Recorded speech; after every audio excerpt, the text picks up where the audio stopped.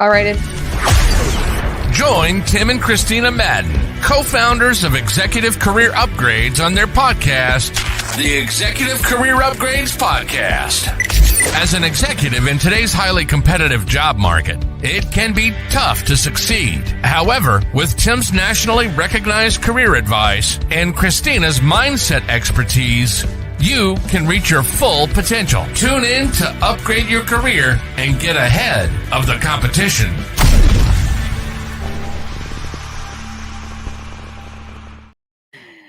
Hello. Welcome to the Executive Career Upgrades Podcast. We were just talking about this, episode 127. Still can't believe it. We just show up week over week, and before you know it, we're at episode 127.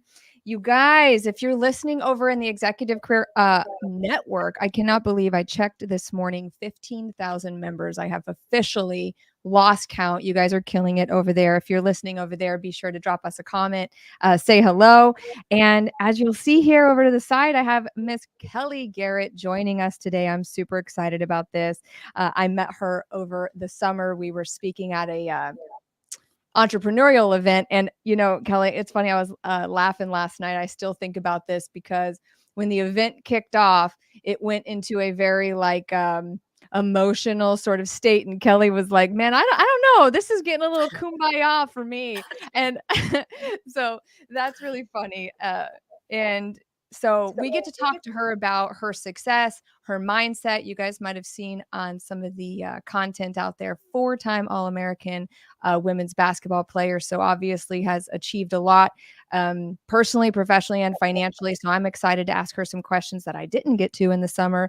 And we'll just have some fun along the way. So thank you for being with us, Kelli. Welcome to the show. How are you?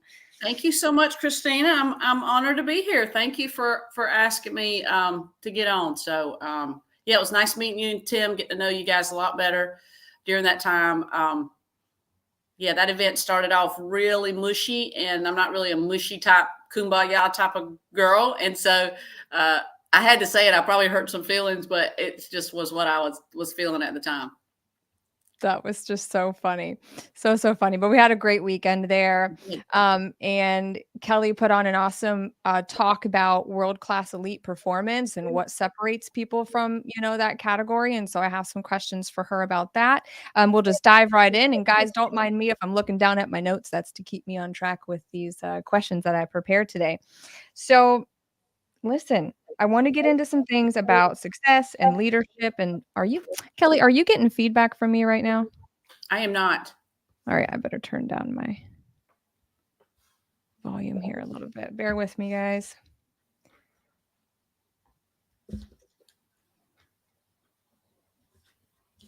I don't have Mr. Tim Madden, my co-host, here to monitor all this for me today. But success and leadership and what you've done across your career to hit these goals that, some only can dream of. I mean, you've just really crushed it. So let's get into it. We know you talk a lot about success and how much it truly demands from us. And I think sometimes people think, wow, Kristina, you've achieved so much. But I've just now begun to just crack the surface a little bit, or tip of the iceberg, should you say, on what success really demands from us. And I'm trying to come to grips with what that means, how much you have to sacrifice, and what that looks like. And am I willing to do it? It's a tough question once you start ascending in your life. But why do you think so many people struggle with understanding this? And for our listeners out there, most of our listeners come to us wanting to pursue some really high level career goals, high paid positions in the multiple six figures, and really grow to really heightened levels of success, but they seem to be really disconnected with what it takes. And that's okay. It's a difficult thing to really understand in the beginning, but why do you think people just don't get that sometimes? It's so true, because I just see it so many different times that we forget to work, and we forget to work hard. That, these days, I think, on my come up, we didn't have social media, so I didn't see it so quickly. And so all I knew and where I came from was small rural area of South Carolina, and I saw hard work every day. So now I saw it on a smaller scale, maybe financially, or the numbers that maybe somebody was going after. However, I saw hard work every day. And I just think that because today we have so much instant gratification and we see somebody else doing it at 25, or they think that they're doing it at 25 years old, because it's so exploited, if you will, on social media. So I just think that we got to retrain people and remind younger entrepreneurs coming through, or younger executives coming through, that they got to work hard. And, you know, having the dad or the mom home every night at 4:30 doesn't work at all times, right? And that's okay. I feel like we're getting, and then we'll go back to kumbaya. I think we get a little kumbaya-ish of that. You can have everything and still, work 4 hours. The Tim Ferriss 4-hour work week. While I'm not sure that book exactly says that specifically, it was a great label or book name, if you will, to come out to grab somebody's attention, because people really want to make a lot of money in just 4 hours a week. I haven't figured out how to do that. I don't think the elite class achievers have figured that out, nor do they want to do that. I think it's okay to want to work and to want to work hard to be able to get to that success level that you personally want. If your goal is high achievers, world-class elite, or elite in general, it's a lot of work, and it's a lot of pain, and it's a lot of commitment. That's right. And you guys might see some of these like life coaches and gurus out there that are driving Lamborghinis, and they have this product and that product. And there's a lot of narrative out there that says that things can be, a lot of money can be made by working a short period of time. I know I definitely have not figured that out. If somebody does figure that out, please let me know. But then also the second part of what Kelli said was that it's okay to work a lot. Nobody doing better than me has ever said, slow down, work less. I mean, it doesn't happen. So for you guys out there listening, and Kelli we were talking about, hey, when you start doing podcasts like this and lives online, you can't get your feelings hurt in the beginning because you only have a few viewers. So you got to work hard, and you definitely can't get your feelings hurt in the beginning when things aren't going your way. So love that. Very, very, very good points. What would you say is something that success has demanded from you that you didn't see coming? For me, it's been much more of a sacrifice time wise for me. I mean, this is like giving up your 9 to 5 to work 24/7, I guess you can say. But what's something that stands out to you that's been like painful or sacrificial for you? Going back to what I said earlier about, it's not the hours that I work on a weekly basis. I've learned to not have work-life balance. I have work-life harmony. So, we're leaving Thursday or Friday morning, and flying to Bahamas for about 4 days. And I'll work when I'm down there. I'll also be by the pool. I'll also be on a podcast that Friday afternoon. But why is that bad, right? I don't want to have to disconnect from everything. Now, if I need to disconnect, meaning if it just gets too wild, and I believe in that, I believe in sprinting instead of like I've been in business for self-employed now for 25 years. So I can't sprint the entire 25 years, but I like to sprint and then rest, gather my thoughts, read a book, get another idea, and go back out and sprint again. But sacrifice, I'm not sure that I did it. I might have sacrificed my time with my spouse. And at the beginning, we not that we weren't on the same page, but I don't think she understood what it took, because she doesn't have that drive that I have, right? And so maybe that was it, sacrificing a little bit on her side, meaning that I'm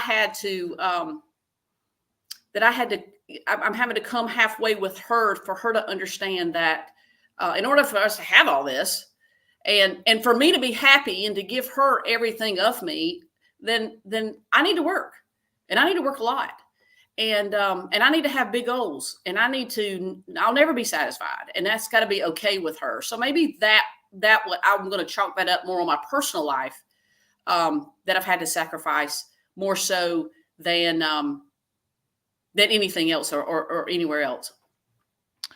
I love that. People are always asking Kristina about work-life balance. And I was like, I'm so sorry to just tell you, I don't believe in that, but I've already tried it. It just, and plus that word balance, it feels like there's so much pressure there. You got to just be perfectly doing both of those two things, work and life.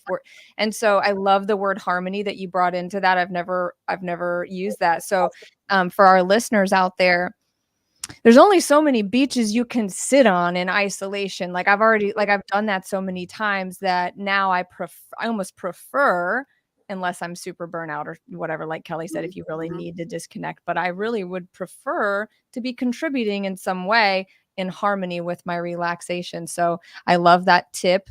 So anybody listening, you can do both. And I know, a lot of our listeners are not entrepreneurs, but a lot of you are consulting. A lot of you are in the remote world, and a lot of you have a high level of autonomy with your life. So where in your life can you bring work and life into harmony and feel really good about it? And a lot of times spouses and partners don't understand that, but it is, possible to get on the same page and both be willing to sacrifice some time, especially in the beginning of certain things, and things have seasons, but where can you sacrifice to both be mission driven? What is the mission? What's the life mission? And where can you sacrifice to get that? So great points.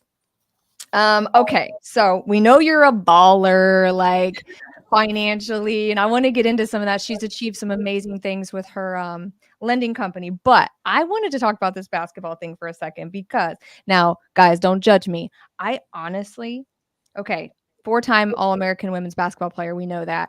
I honestly did not know exactly what that meant. I know it means something really amazing. It's a huge honor, huge achievement, but I didn't know the measurables with it. So the point system, you got to break this down for me. How is this actually determined? Well, in any conference, I played basketball at a mid-major D1 school called the College of Charleston, and it's measured in your conference, or in the NCAA, if you will, of other people, of other schools in that arena, right? And so you might be first team, second team, third team All-American. It's very hard to get it, because it's hard to get it 4 times. It's hard to get it your freshman year, I have to say. And when I came in my freshman year, I was playing, I started, but I was playing with a Naismith All-American, and that's another class. And so I played, so she had the team, if you will. And so, I was a shooter. She was a inside player. So we worked well together, and won a lot of games, but it's very hard to do. And I don't know that I went after that. I went after goals, and I was very goal oriented as a kid. Back in the day, again, no social media, no internet, none of that. We had these books about that. When you're getting recruited, people will send them to you about the history of the college that they're after you for, or what have you. And so I look back, and I wanted to see how many points, the most points were scored at the place that I chose. And so that was my goal. I wanted to score more points than any woman's ever scored. I did it. I knew that I could, because that's my gift. That's my talent.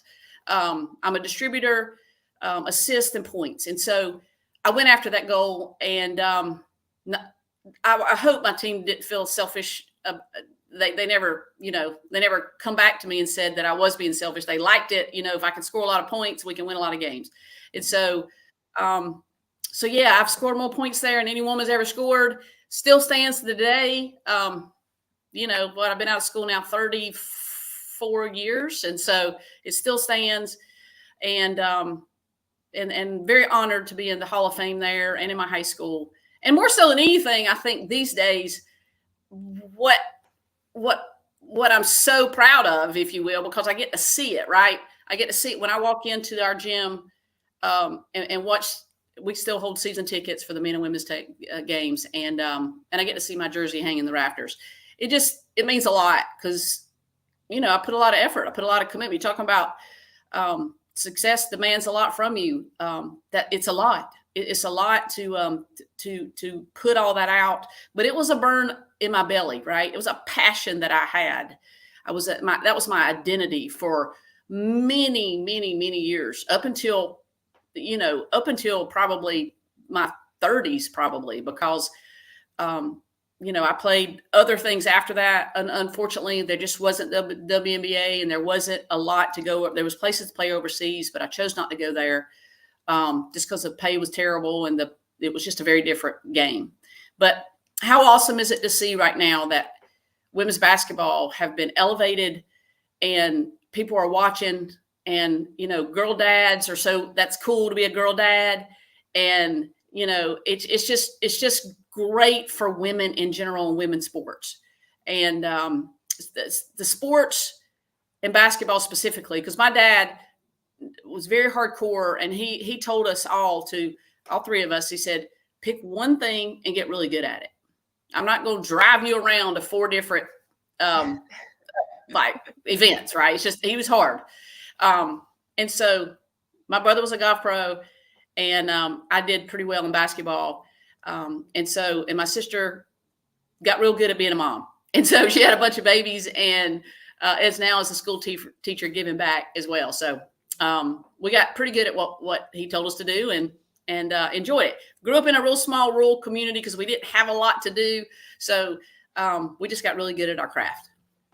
I guess you did get really good at your craft.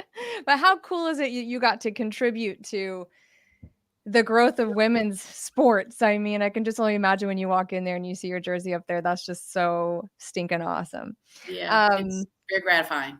This might be like a really cheesy question, but is there an athlete that you really look up to in just not only sports but life? No, I don't think it's cheesy. I think growing up, like I said, we weren't able to turn on the TV and see a woman playing sports. It just wasn't around. I was born in 1967. I'm 56 years old. It just didn't happen. I mean, heck, Title IX didn't happen till 70s, if I can remember. I think it's 50 years old right now, and that was a big differential of women's sports versus men's sports in colleges, being able to have scholarships for women versus men. So I was going to school in 1986, and again, no women at that time that I could even know to look up to. So I picked, I don't know if I did, for whatever reason, Larry Bird. I play like him. I got probably the same type of hair like him. We came from the same just Podunk area of, he came from Podunk, Indiana, and I came from Podunk, South Carolina. I just gravitated toward him and his play. So Larry Bird was physically what I was after on the basketball court. Now, later on in life, I have to say, after reading multiple books by Tim Grover, who was the personal coach, physical coach for Kobe, for MJ, for Dwayne Wade, just multiple different high-class athletes. And so I respect Kobe's and MJ's just their delivery and their, I guess, their real estate between their ears. That's what I really sought after, because I could really understand what it took to be a world-class athlete. And I wanted to take that into business. So I knew that as an athlete, I needed to have from my neck down a lot going on, right, physically. But when I pivoted into business, a lot more has to go on between my ears, and that would be confidence, just unfathomable work ethic, everything else, because my body had gotten me a long way with basketball, but my body wasn't going to get me a long way in business. And so I really studied MJ's work ethic and Kobe's work ethic, as well as their commitment. And they were just odd, right? They were odd souls. And it stuck out, because if the Lakers are practicing 2-a-days, let's say, Kobe practiced another practice at 4 a.m. So if they were going to practice at 8, he got up at 4 and had another practice in by himself. So that gave him 300 or 400 more reps or more shots. So if he did that every single week for 20 years, the amount of time he played, he probably got hundreds of thousands of more shots in, and reps in, which makes him even better and even better. So just one more practice, one more watching film, one more X. So I'm going to call Kobe and MJ, because Kobe followed MJ, and MJ is the GOAT. And Tim Grover, he wrote the book Relentless, and that just stuck with me. That book that he wrote about just seeing what the world-class elite athletes go through. And I'm not talking about just physically demanding. I'm talking about mentally demanding. And I wanted to have that.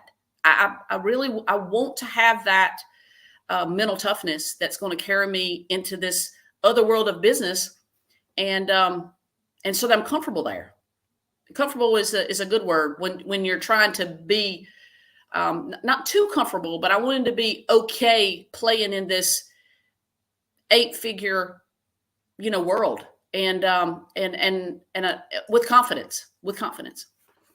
100%. And Kobe is absolutely fascinating. You guys, if you haven't heard his recent podcast with Jay Shetty, you've got to go take a listen. Wow, what an emotionally intelligent genius. But we just listened to some of the great athletes at GrowthCon. So there was Tyson, Arnold Schwarzenegger. Actually, if you didn't catch Grover's speech there, you might be able to download that. Incredible.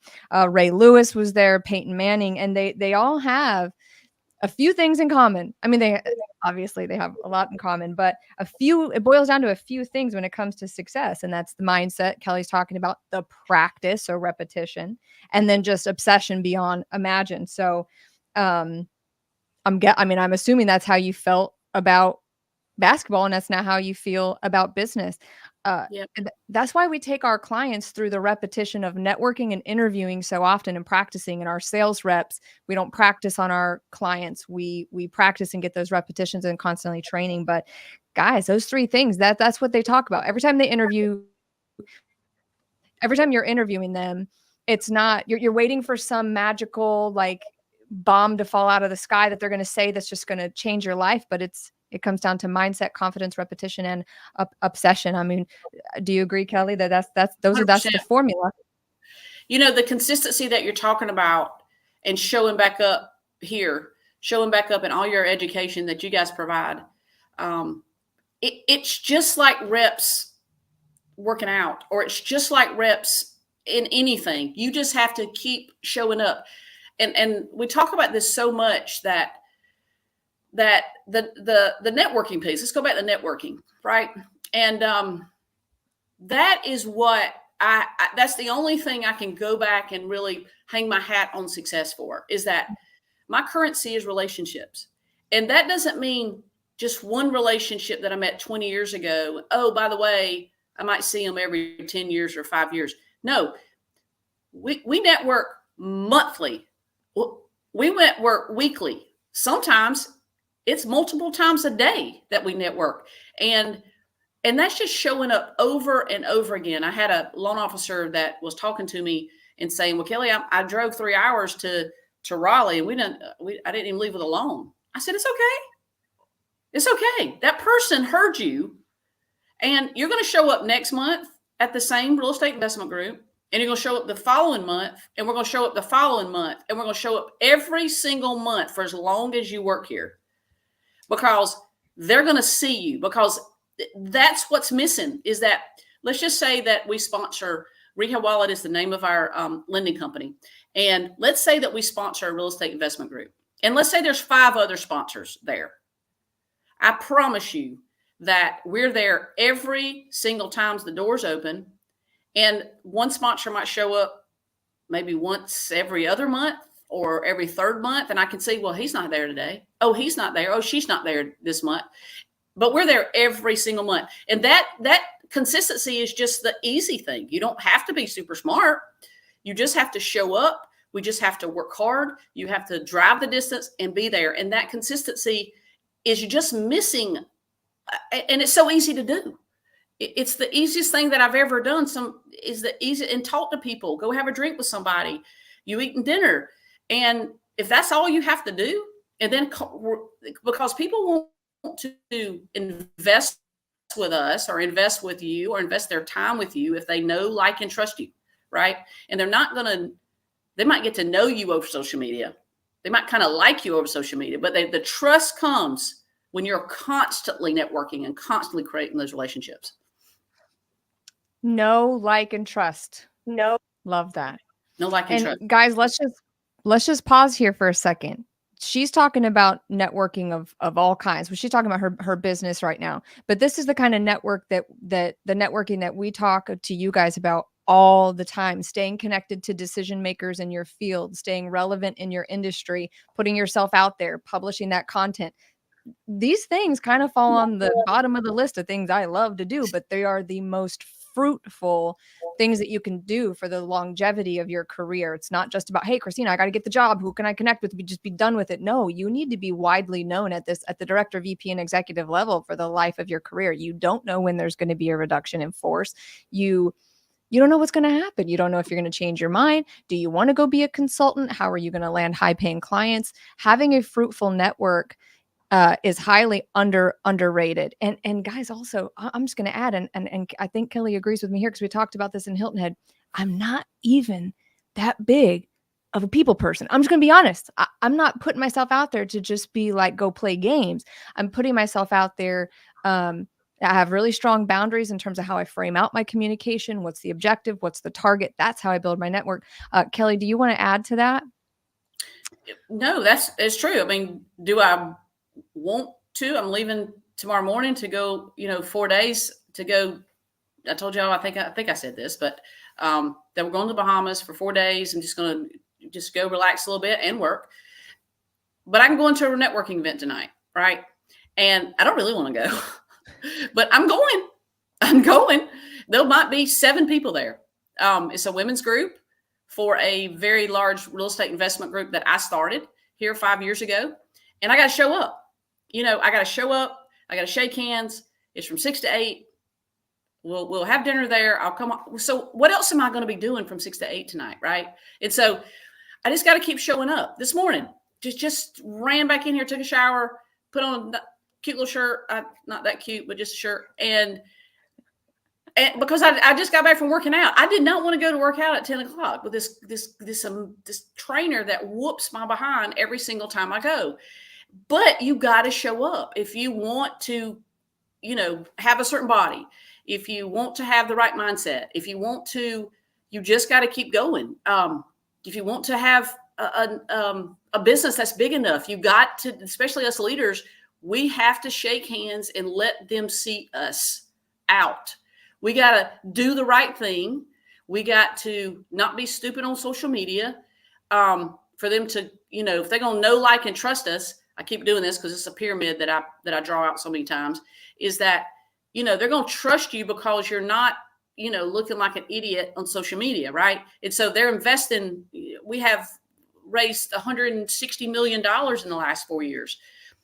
They do not need to see somebody crazy on social media. They wouldn't be investing with us. And so if I'm going to be the face of Rehab Wallet, they got to know somebody that's going to work hard, be good stewards of their money, not sit back and, show that I'm not working but 4 hours a week. They wouldn't be investing with us. And so I think we got to be out and about, consistently growing our relationships face to face at times, as much as we can. Absolutely. Grant Cardone's number one rule of success, I believe it's in the 10X rules. Show up. Like, what a concept. Like, we have to show up. You got to kind of decide what it is you're going to do, who you're going to be, and begin showing up and acting as that person. Even if you're not hitting your targets right away, guys, we got to show up. We got to show up. And it might not happen on that first event. Like I said, I was using that example of the loan officer. Kelli, I didn't get a loan. I don't care. You know, I think we talked about this, you know, so many times we've been on social media at the very beginning on our come up, and it's like nobody watched our video. Zip. It's okay. You got to up in your place, broadcasting room, and do it the next week, maybe twice that next week. And you just do it over and over and over again. I'm talking about for decades. That's what we got to do. And I'm sorry, that's just the way it is. If you want to be elite, if you want to be average, and I think that I've shared this at that other event, is that, you know, on a spectrum, there's people over here that are just okay and have given up. They're just getting through life one day at a time, and they've pretty much given up on their bodies and their minds and everything, right? And then you have this other huge group of people, and that's typically the average group in everything. Average spouse, average mom, average provider, average business leader, everything, just average. And then there's one more little step out here that's elite.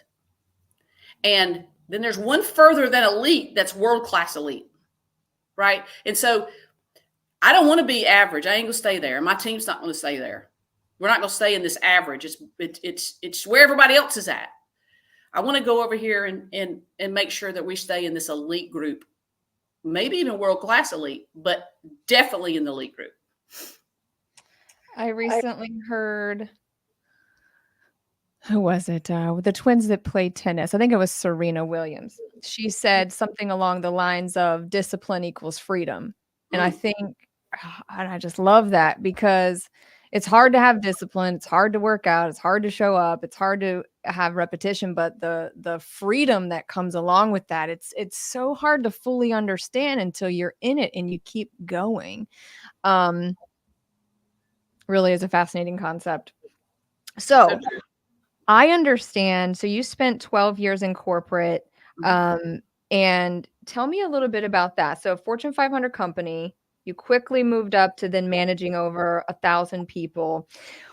What sort of was, it's cheesy.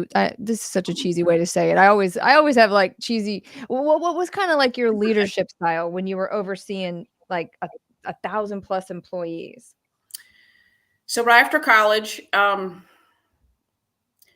let's go back. There was a career day, and I went toward the hard work area, blue collar stuff, because at this point I hadn't really gotten my mind right around where I was headed, or hadn't met anybody, hadn't met, you know, Grant. I met Grant online probably about 2012,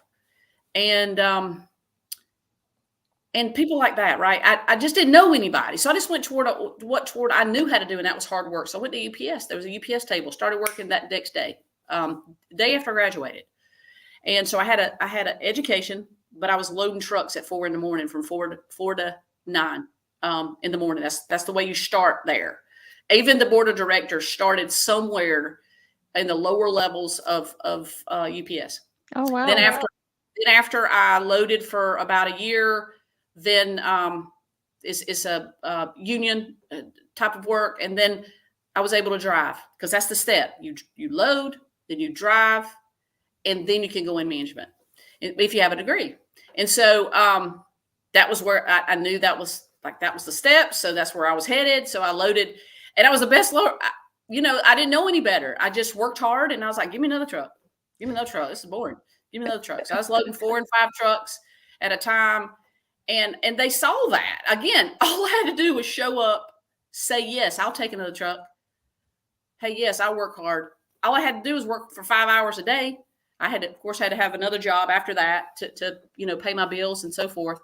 But then I drove, and then I was the best driver in, tried to be the best driver in the center. So then they came after me to be a management person. And now I'm training drivers. And that was the first step of being a supervisor. Well, the next step is to be a manager over the supervisors, and the supervisors manage the drivers. So I did that. That's what I wanted to do. And I knew that I could manage it. Okay. So now I'm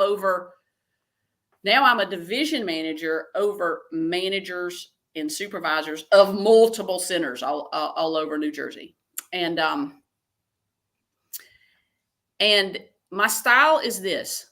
My style to this day is recruit and bring people in that are a heck of a lot smarter than I am, and not lose anything in my confidence because somebody is a ton smarter than me. I'm not the smartest, sharpest tool in the shed. I'm just not. But I'll outwork anybody. And I don't mean that as being cocky. I just hung my hat on that for years. So they knew that about me. I was always the first one in, last one to leave. That's how I knew how to manage back then. And so, and then I just treat them fairly, but I would recruit 8 out of 10 employees back then, 8 to 9 out of 10.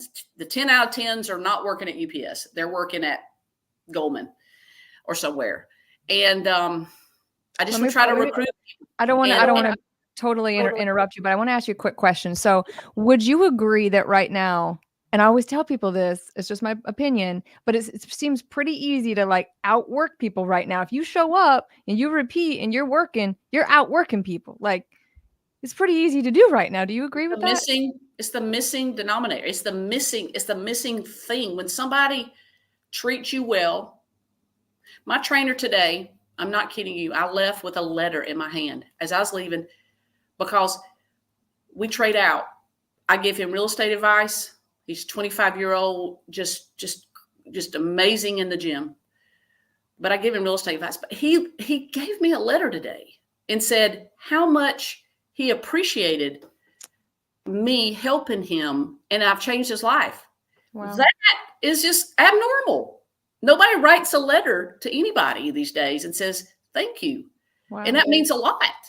And so that's just and see how easy that is? But why don't we take the time to do that? And why don't we just take the time, like you said, to show up or to say thank you or to go over and beyond at your job? If you're on the rise and trying to be that executive, that all I had to say was bring me another truck and let me see if I can load 5 at a time. I bet you I can.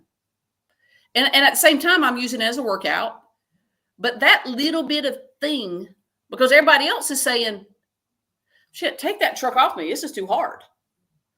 And I'm the other one saying, I'll take that truck. Give it to me. And that I didn't even know what I was doing, but that little bit of a thing helped me to then move up in all these levels at UPS to be able to get to a certain point. Of course, once I got to that division level, I had to manage a group of people. I couldn't rely on my back anymore. I had to, and that's a paradigm shift. That's a shift for somebody that's a doer. So then I started recruiting people like me. I only wanted people like me and that were hard workers, but smarter than I was. And so it's difficult to manage that many people, but you got to remember, you got employees and you got union people at that time that are complete jerks. Some of them are just jerks. And I'm going to go back to sports. It helped me. That helped me so much. Being able to deal with that when they come at you and defeat comes at you and you got to learn how to deal with it or lay down and cry. And I have to say, I'm going to go way back. I have to say that you girl dads and moms, don't coddle the girl. Don't coddle the little girl. We're not doing them any favors because I was one of maybe 10 women in the country that was at that level at UPS. It's very difficult if I was coddled as a little girl to walk in that executive boardroom with confidence, it would be very, I would have crashed early on in my career, had my dad and mom coddled me like we do little girls sometimes, right? I think there is like such a coddle culture going on. Yeah.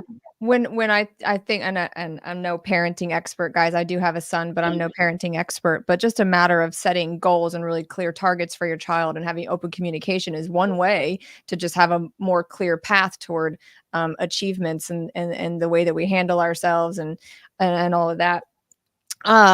Recruiting. So, I talk to a lot of business owners, a lot of corporate leaders, and you always, when you ask people, hey, what's your biggest pain point? It's always, can't find good people. Where are the good people? Yep. What do you think? Like, why do you think attracting, hiring, and retaining people is so hard for most organizations? The 10 out of 10s or 9 out of 10s, and that's what I call them. They want to work for something that's going to keep them interested. They want to work for a big enough company. I've just learned that the bigger we get, the easier it is to recruit talent. The more that I express to them and show them our vision of where we're headed, we'll do, as of 4 years, we've done over $250 million in loans. If I was just doing a third of that or a quarter of that, it would be interesting for those 8 out of 10s. The 6s are okay. The 6s are fine working and just collecting a paycheck and moving on. The 8 out of 10s, they're asking me like, let's grow, because they're going to get a bonus based on our bottom line. And at the same time, that bonus is one thing. But the overachievers, sometimes at the corporate level, they need to be challenged. Give them the work. Load them up. They will tell you when it's too much, but probably not. They're probably going to tell you like what I said about, and I'm sure you did it too, Kristina. Like in my example, give me another truck. The 8 out of 10 will say to the originators, bring some volume in. If the 8 out of 10 is a processor, hey guys, bring me some work. Bring me some work. What are y'all doing? And challenging the next department that needs to go get the loans to bring it in to the next level, which is the processor. So my processor is a true 8, 9 out of 10, and so are my originators. But they challenge each other. Like I'm bored of tears. Bring it on. Or instead of just sitting back collecting their salary and not, because those high level people need to be challenged. Let's challenge them. Let's challenge them and load them up with work. And I mean that in a positive thing, because number one, that's job security for them. Number two, it helps our bottom line that then we can then bonus them off of. And then 30, they're challenged. The clients that come to us to work with us, they're burnout in corporate, and they're looking to target some of the best organizations in the world. And what we know, and what Kelli, is that what creates that is culture. So vision, a clear path of where the company's going. How can the organization serve as a true vehicle to reach, your personal, at the end of the day, people only want to reach their targets personally, professionally, financially. So how can we use the business or the career as a vehicle to do that? So as leaders, sometimes we have to have a hard conversation with ourselves. If you're losing people left and right, if it's a toxic work culture, if everything's falling apart, it's likely our fault that we're not creating a clear, exciting path that 10 out of 10s or 8 out of 10s can really get behind and help accelerate everyone's growth. Side note, while I'm on that topic, next Thursday, Tim and I are doing a virtual leadership necessities workshop.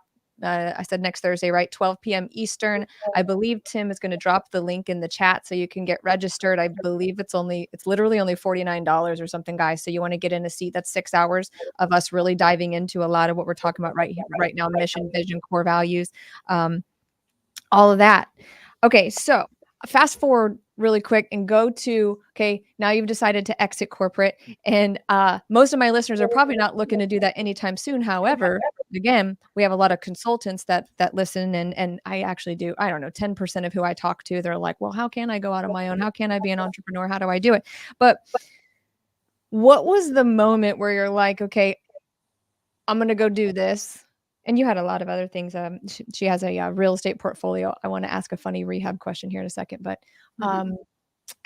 what was the moment like? I want to go out and do this on my own. And then what advice would you give somebody that this is just nagging them every day? You should just go work for yourself. Like what can we tell our listeners about that? Yeah, that's a good question.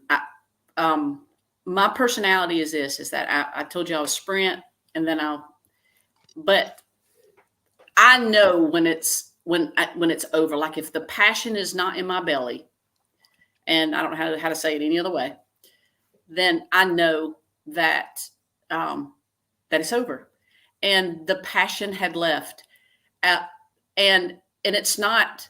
I wasn't given UPS what they needed on my potential, and it was overnight, and I think it's because I had, in addition to this is what contributed. I wasn't in a city that I loved. Newark, New Jersey is awful. You hear my Southern intellect or Southern drawl. It's all, and so that didn't work well there. It just, I wasn't happy in Newark. So personally, I was ready to get back to the Carolinas, and that was a big contributor. I think I missed the South. And on top of that, I just didn't have it anymore. I just didn't. And so that was shock. I had never quit anything. It was the weirdest thing. I was 30, maybe low 30s. And I remember calling my parents about it. Like, what do y'all think? Because I was making more money there than both of them collectively together. And I just wanted to, and I can remember my dad, my dad saying, Kelli, if you put as much energy as you've put at UPS and work the hours that you put at UPS, you'll be fine in whatever you choose to do for yourself.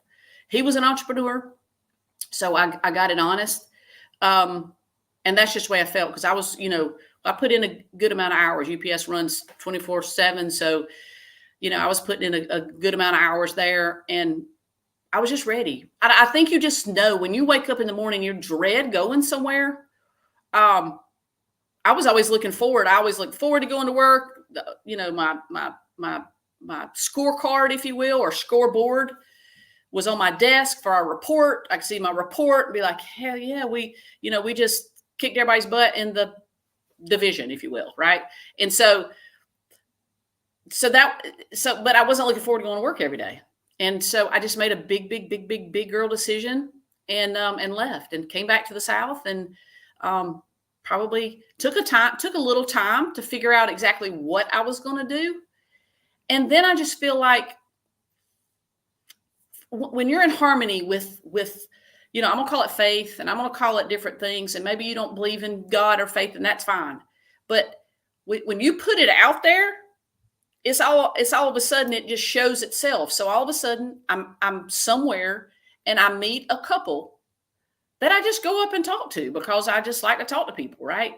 And they ended up owning a mortgage brokerage shop, and it sounded interesting. I kind of had already had like a financial brain, and I went to work for them for free. And I said, hey, because I had stock options, I had money, I had saved money, I was fine financially.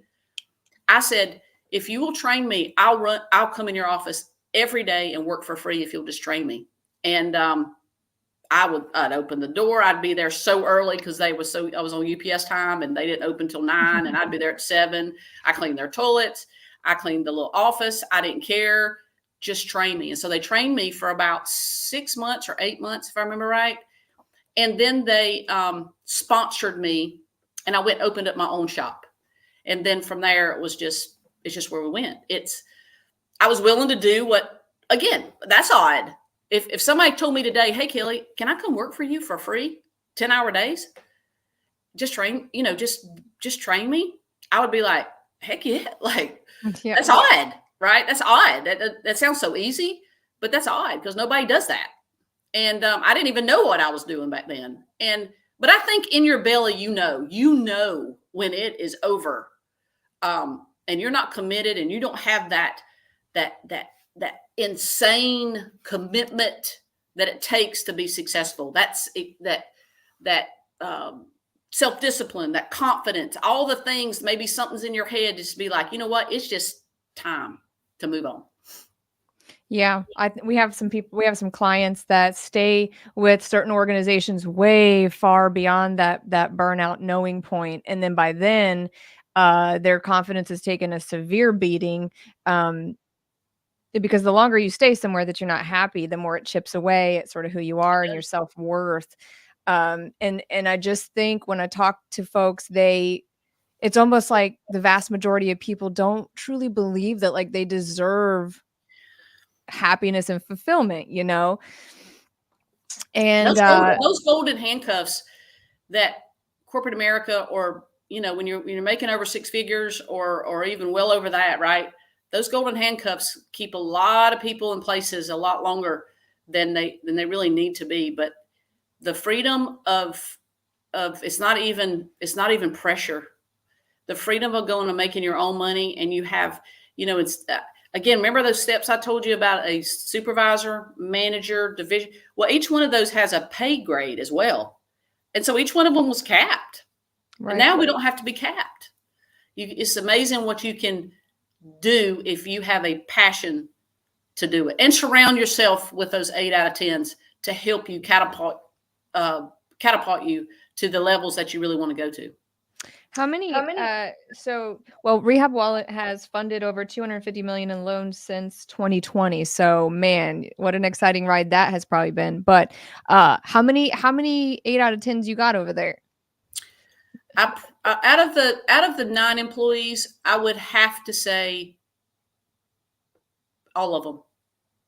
I probably have good. I have a 10 out of 10, and I have a few 9s, but the majority is 8s. And guys, if what Kelli and I are talking about resonates with you as far as like, man, I should start targeting a new organization, I should be opening up this conversation about where I could be happier. I don't want to forget to tell you to visit www.execupgrades.com/podcast. You can book a call with the team to start taking a deeper dive into that. I did not want to forget that, but I'm sorry. Go ahead, Kelli. No, I was just going to say is that the smart ones and the capable ones, the 9 out of 10s and 10 out of 10s, they would not have come to work if we were just doing 50 million. Our first 6 months, we did 50 million. They probably wouldn't have come to work at that level. They just wouldn't have. That's not a lot of business in the lending world. But our revenue is about 16 million on that amount of business on the loan part of it. But they are so excited for $1 billion. They talk to me about it like, Kelli, or but let's get to that $1 billion in loan revenue, not revenue, but loan volume. And I can't be in a hurry because I also can't have a ton of defaults as well. So we will get there. But if I just said, you know what, guys, we are where we are, we're not going to grow. We're not looking to grow. I probably lose them. Yeah, I'd lose them to stay there, right? I just would lose them, I think. I definitely, I see, the last thing I need to probably talk to your audience about is that some of you guys don't realize that the COO piece of somebody's business, like I wouldn't know what to do without mine. I just wouldn't. I wouldn't want to do this without her. I've known her forever. We've known each other since we've been kids. At the same time, she supports me, takes everything off me so that I can go do what I do really well. We were college teammates. We just know each other very, very, very well.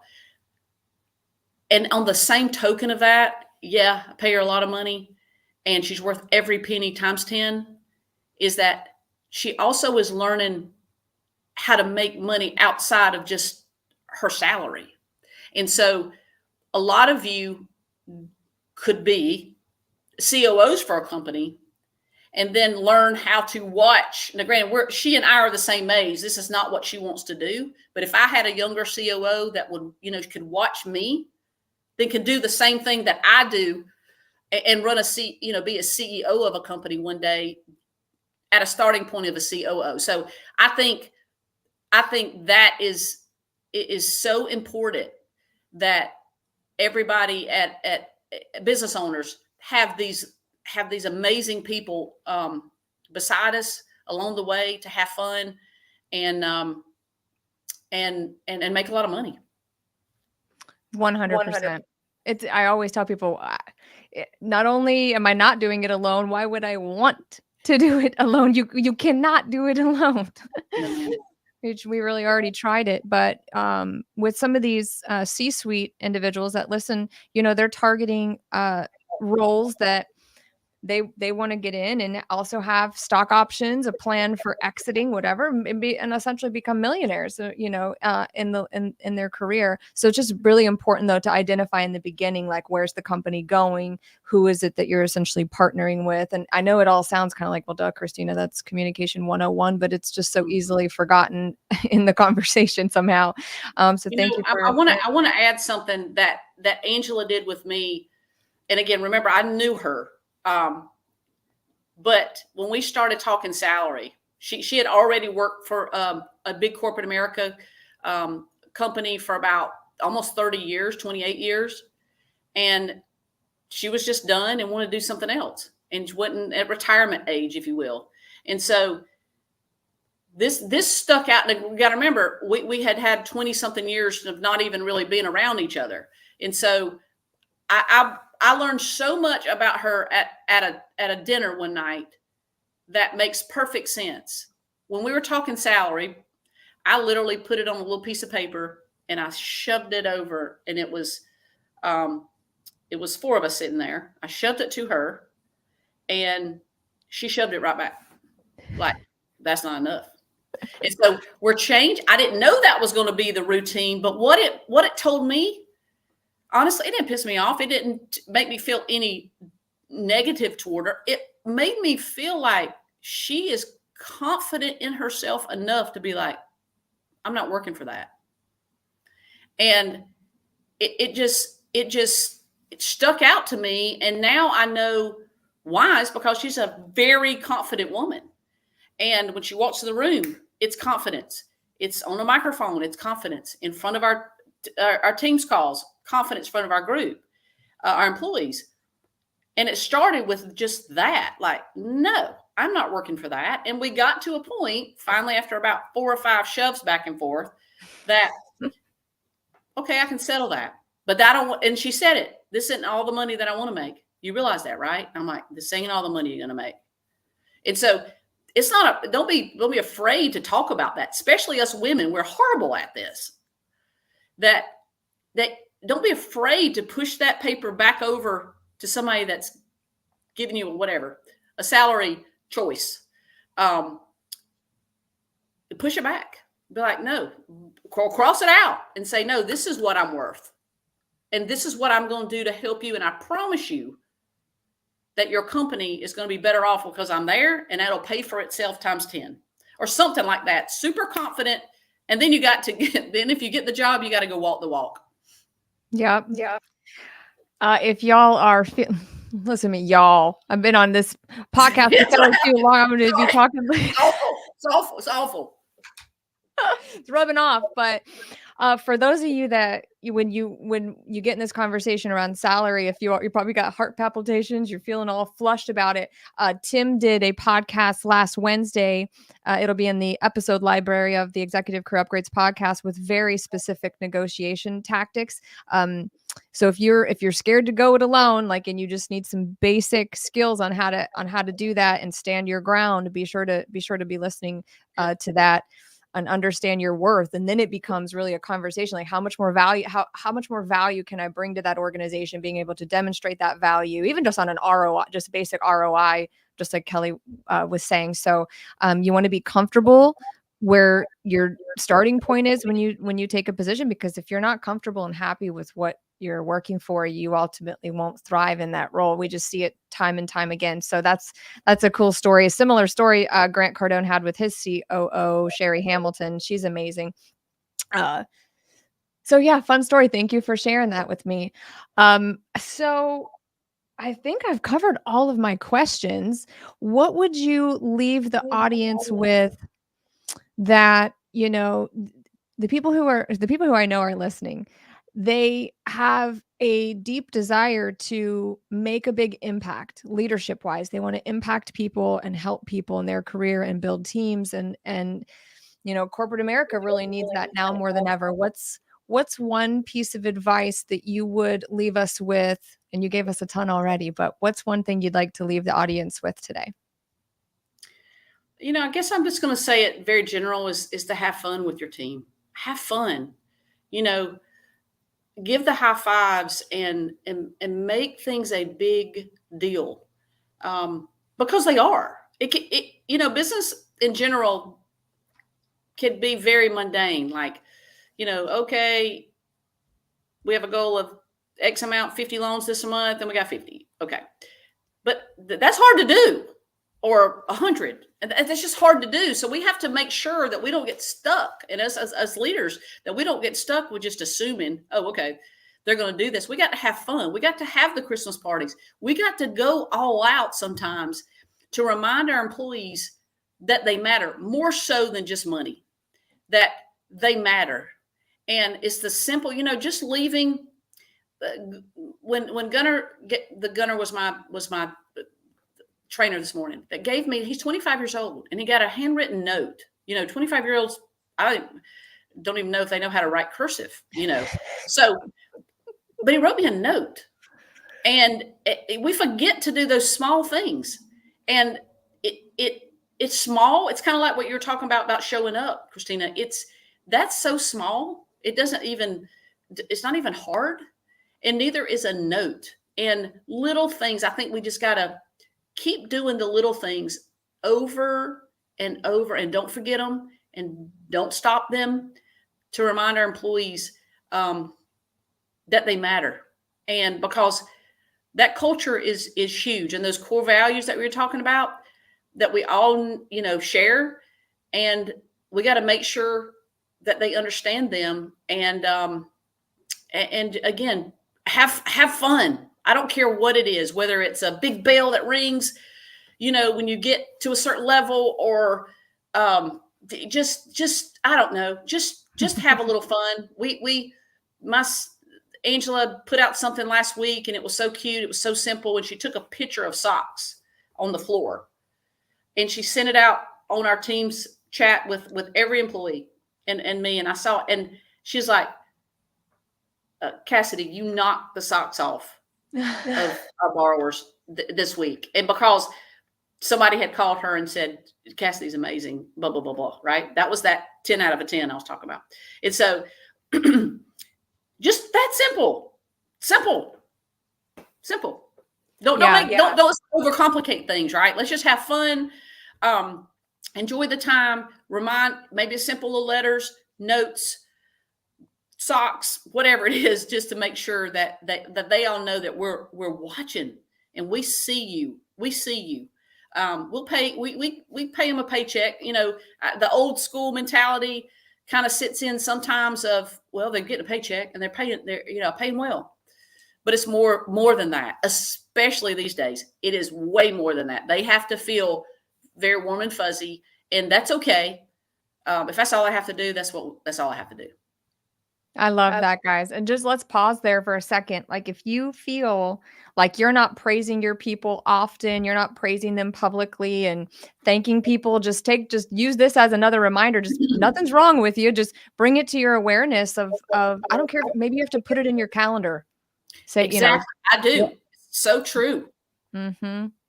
And then you'll be able to collect, you make somebody so happy. Then you're collecting evidence that, wow, this is working. It starts becoming who you are. These simple things that we can do, because it's decreasing so much generally out there. I think everybody could agree with that. It's a lost art. So when you do, when you do it, it just creates such a compound effect within the culture. I absolutely love that. Tim got a it's kind of like a big wrestling belt, like a Mac Daddy belt, and it says BMF. It's for the sales team. It stands for bad. You guys can fill in the blank for, and whoever's selling the most at the time, they get the belt, and so we just try to do fun things like that. We have a Slack channel. We like to blow that up, birthdays, celebrate every little thing that you can celebrate. Brandon Dawson says the only emotion that belongs in business is celebration, because once you start bringing in frustration, anger, sadness, I mean, we can all agree that becomes chaotic and it does not move the business forward at all. So thank you again so much, Kelli, for being here, taking the time out. I know how busy you are. And I think I've snagged her for the next event in June of next year that I've been teasing you guys about. Let's see. I look forward to talking to you again pretty soon. Thank you so much. Tell Tim I said hey. I will. I'm surprised you guys can't hear him. He's in the next room. He's so loud, Mr. Army over there. I can't. All right. Have a good one, guys. We'll see you next week. Bye. Thank you, guys.